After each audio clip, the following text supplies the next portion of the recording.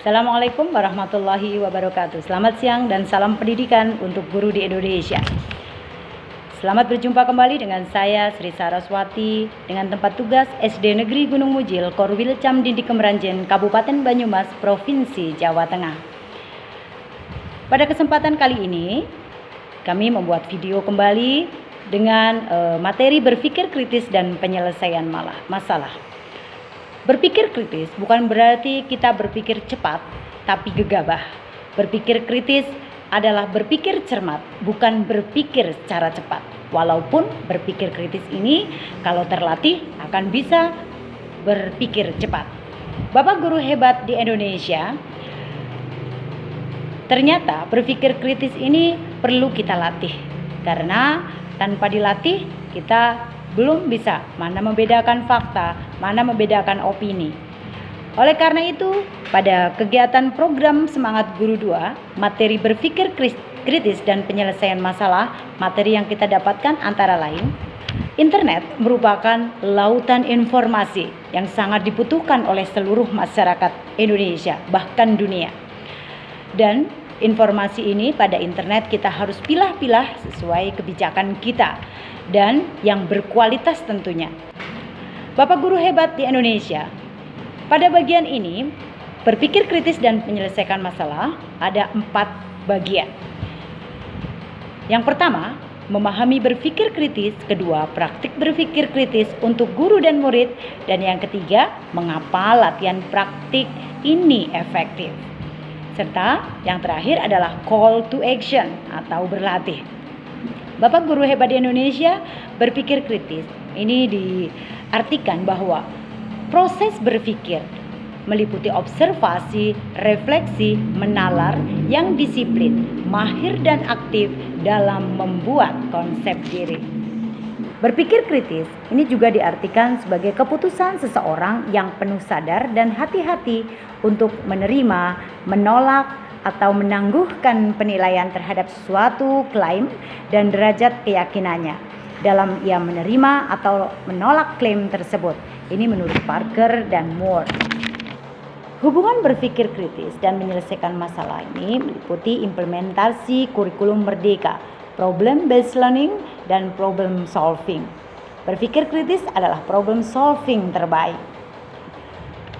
Dalam kegiatannya, berpikir kritis yang perlu dijalankan atau dilalui adalah merumuskan masalah, alternatif solusi, menimbang alternatif, implementasi solusi, dan evaluasi solusi. Dan ini hal yang dilatihkan untuk 3 rutin berpikir kritis. Ini pertama latihan mandiri untuk guru dan latihan mandiri untuk murid. Disediakan ternyata dalam kegiatan ini ada lembar aksi 1, lembar aksi 2. Ini digunakan untuk berlatih kita, para guru. Bagaimana kita melatih diri untuk berpikir kritis dan menyelesaikan masalah. Yang kita latihkan kita dulu, bukan murid. Setelah kita berlatih, boleh tentunya dapat dilanjutkan dengan berpikir latihan mandiri bersama murid. 3 rutin mengembangkan berpikir kritis. Yang pertama adalah menelusuri bukti, terus bertanya, dan metakognisi. Latihan mandiri guru yang akan diterapkan di sini adalah ada langkah awal dan langkah berpikir. Langkah awal yang dilakukan guru meliputi artikel pemantik. Nanti kita dicoba pada aksi 1 ini membuat atau mencari artikel pemantik. Jadi kita mencari artikel yang kontroversial.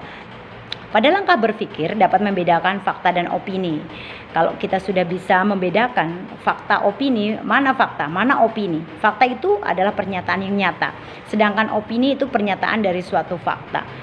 Itu kita latihkan terus, kita membedakan mana fakta, mana yang opini. Nah, dari artikel itu nanti kita berlatih seperti itu. Kemudian bertanya terus. Nah, digali pertanyaan-pertanyaan yang terus-menerus sehingga kita melatih bagaimana kita berpikir kritis. Kemudian tahap berikutnya adalah refleksi. Mengapa kedua latihan ini efektif? Ini menunjukkan bahwa latihan ini memberikan kita pengalaman atau ilmu, bagaimana menelusuri bukti. Mengapa efektif melatih berpikir kritis? Karena dalam latihan ini kita akan lebih terampil dalam membedakan fakta dan opini. Kemudian terampil menyadari sumber yang kredibel dan tidak kredibel.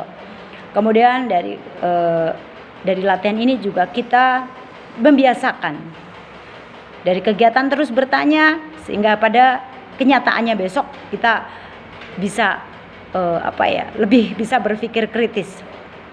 Kemudian metakognisi, ini menyadari seberapa gegabah dalam mengambil keputusan. Kemudian memahami proses dasar berpikir manusia.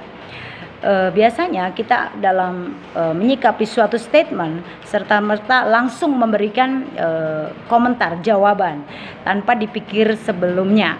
Jadi kita melatih diri mengerem terlebih dahulu ketika ada suatu statement, kemudian berpikir dulu, baru memberikan pernyataan. Sehingga keputusan atau yang kita peroleh sudah dari hasil pemikiran, bukan serta-merta dari emosi sesaat. Itulah yang dimaksud dengan berpikir kritis. Jadi bukan hanya cepat, tapi cermat dan tepat dalam mengambil keputusan. Demikian Guru Hebat Indonesia. Jadi kegiatan pada lembar aksi 1 ini akan memberikan kita gambaran-gambaran bagaimana langkah-langkah kita dalam berpikir kritis. Jika kegiatan ini kita latihkan, insya Allah kedepannya kita bisa mengasah diri untuk berpikir kritis. Untuk menambah kepandaian kita, marilah kita semangat belajar di program Semangat Guru 2. Sekian, wassalamualaikum warahmatullahi wabarakatuh.